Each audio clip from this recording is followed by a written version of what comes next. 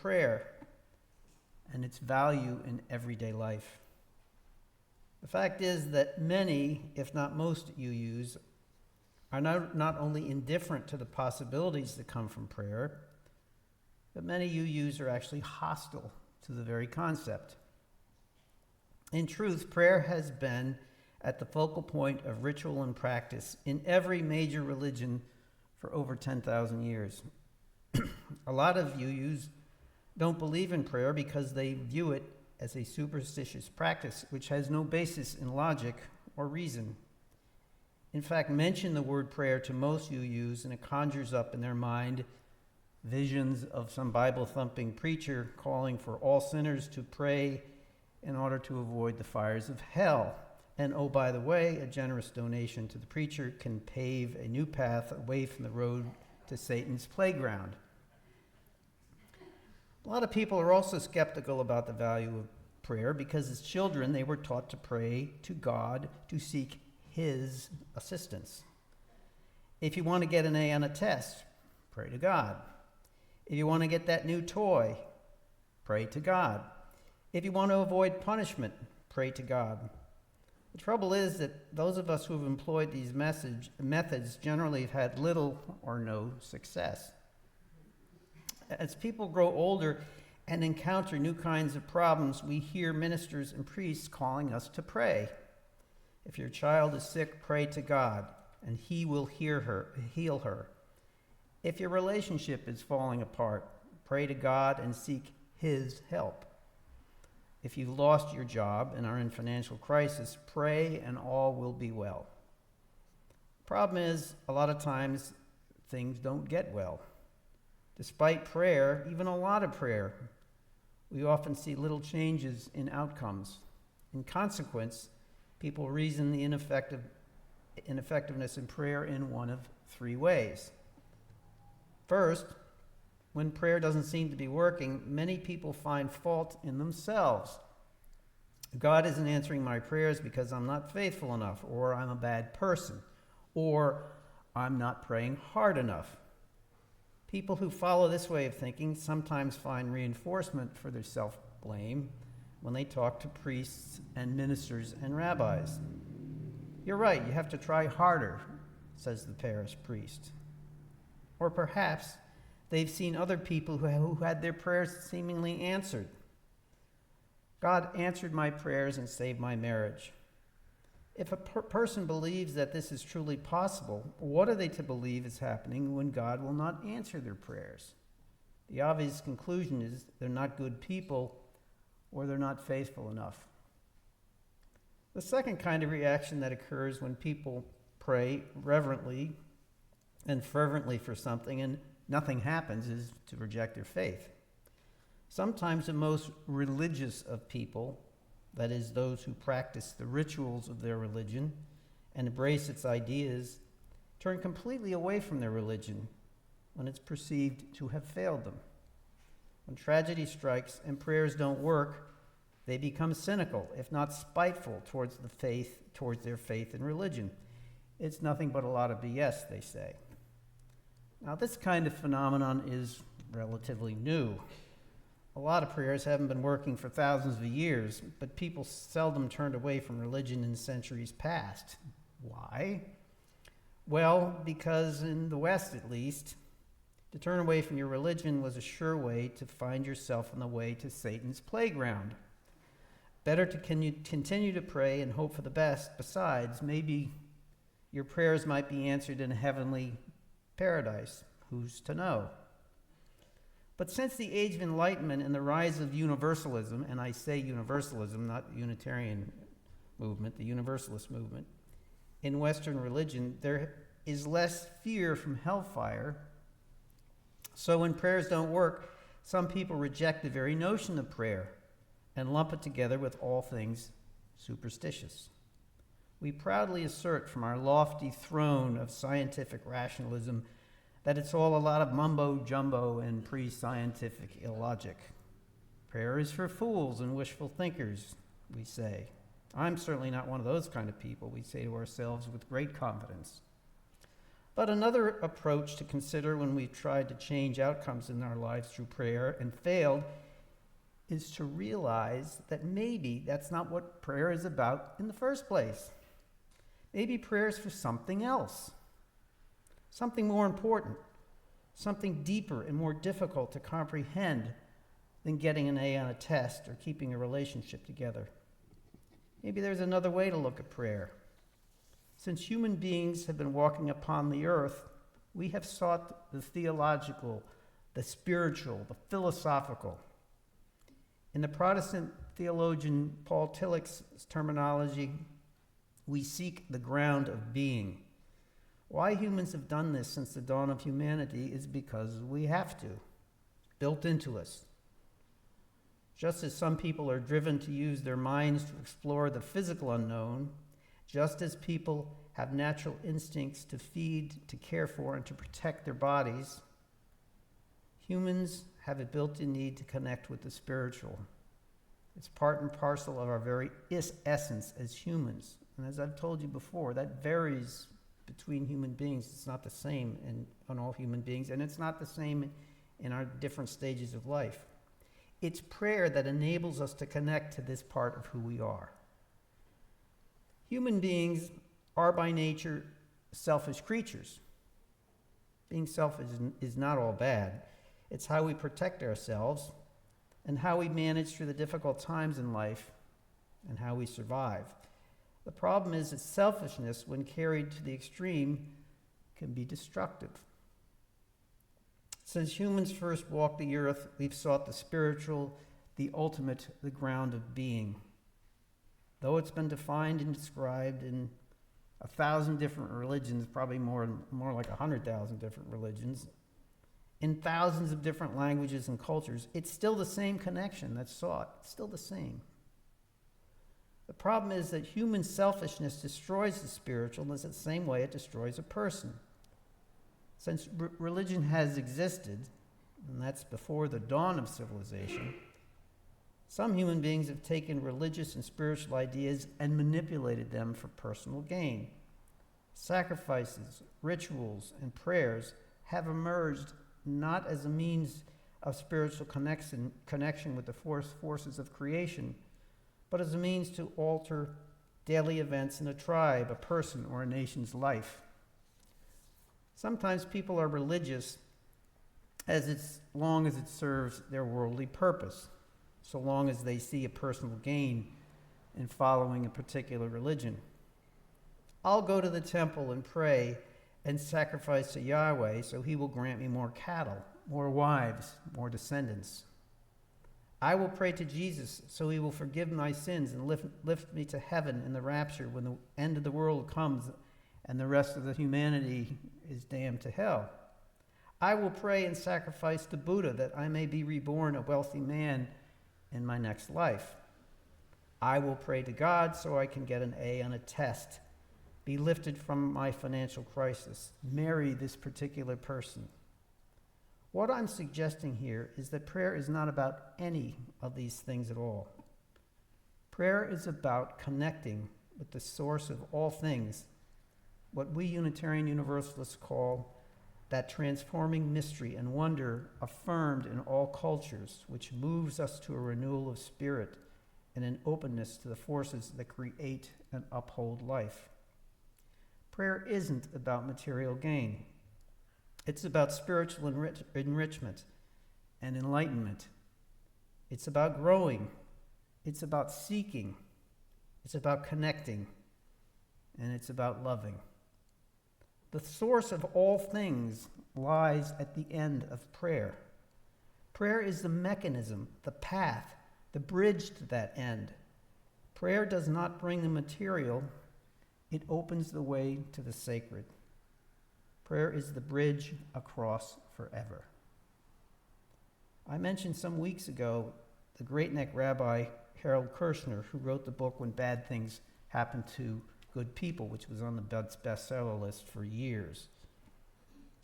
As a professional clergy person, Rabbi Kirshner had experienced all the joys and tragedies and human conflicts that are inherent in the work of a rabbi, a priest, and a minister. Pray to God, he would say, and he will bring you happiness and redemption. All was well until Rabbi Kirshner's 11-year-old son was diagnosed with pellagra, which is a rare disease that causes the person to die quickly of old age.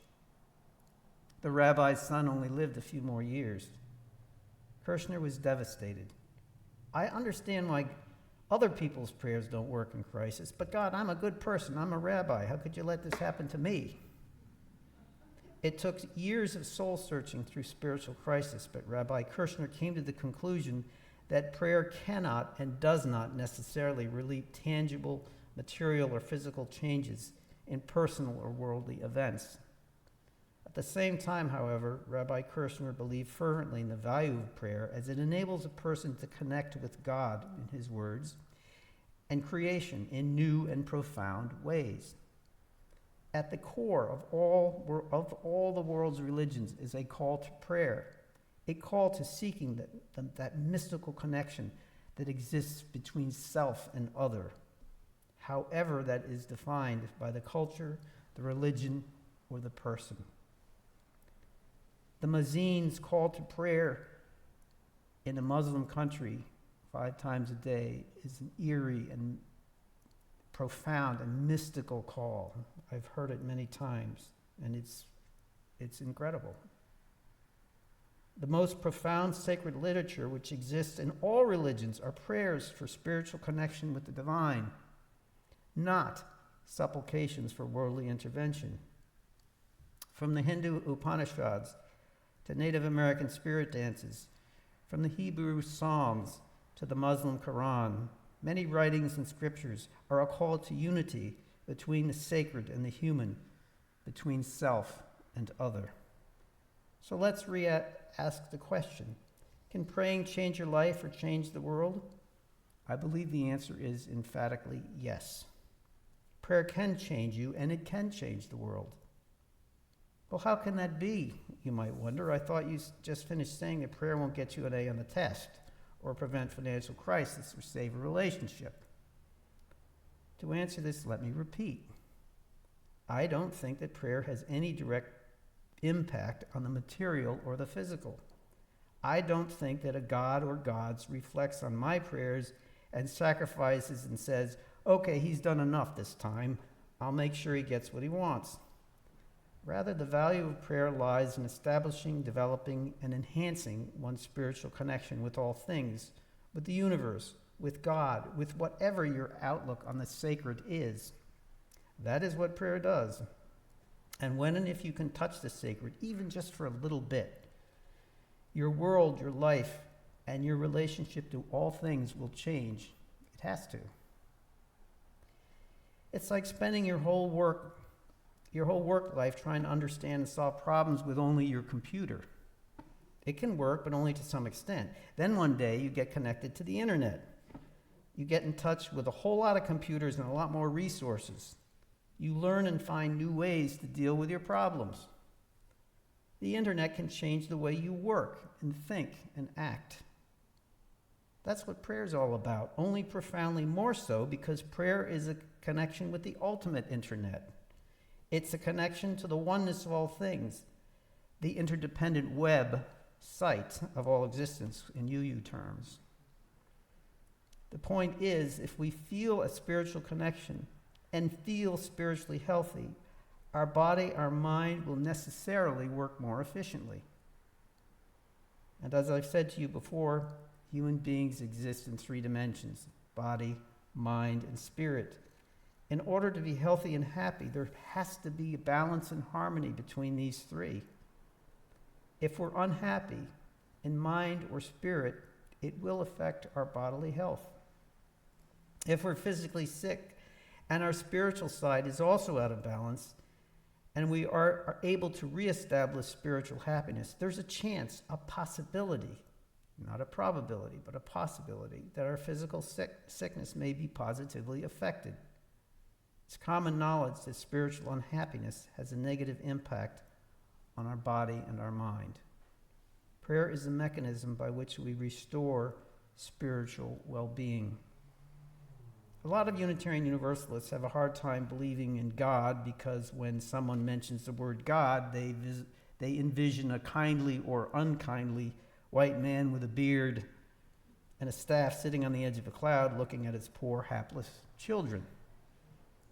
A lot of Unitarian Universalists have a hard time believing in prayer because they think prayer is a mindless repetition of phrases, perhaps combined with some strange rituals, which is designed to get that white man with the beard in the cloud thinking more positively disposed to one's apparently unhappy circumstance. This image of God and prayer works for some people, and that's great. I don't criticize that.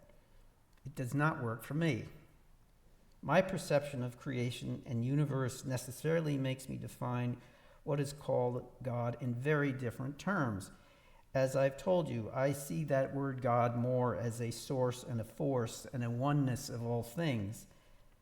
I see that God as part and parcel of the universe, as ingrained in every piece of matter and energy in the universe, not something that's there and I'm here, but something that's everywhere.